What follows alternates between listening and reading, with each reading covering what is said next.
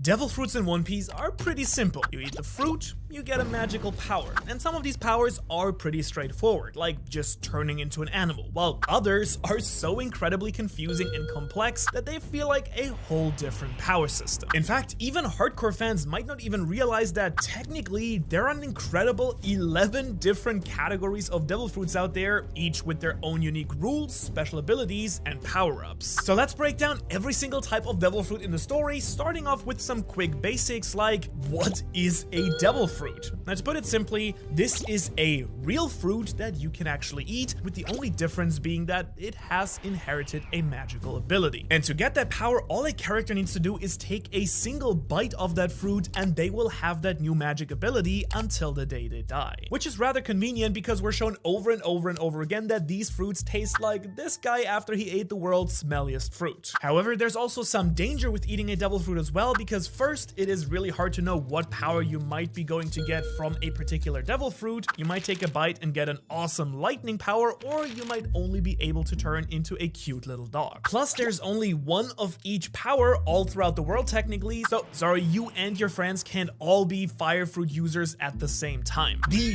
biggest downside though is that of course once you eat a devil fruit, you lose the ability to swim forever. And so if you do happen to fall in the water, well, you're basically doomed to drown unless there is someone around you to save you. Which honestly doesn't sound all that bad until that is you remember that like 90% of the One Piece world is actually covered by water. So yeah, it's a pretty big risk, especially for a pirate who sails on the ocean like our main character Luffy. However, most of these abilities are simply so powerful that eating the fruit is more than worth the risk. Which brings us to our very first main category of devil fruits, which are zone fruits. And these fruits are the easiest to understand because they simply allow the user to transform their bodies from a human form into one specific animal depending on that devil fruit. And while there are even more benefits that we'll discuss in just a moment, on a basic level, the user of these fruits get all the benefits you can imagine when you think about turning into an animal. For example, this guy who ate the giraffe fruit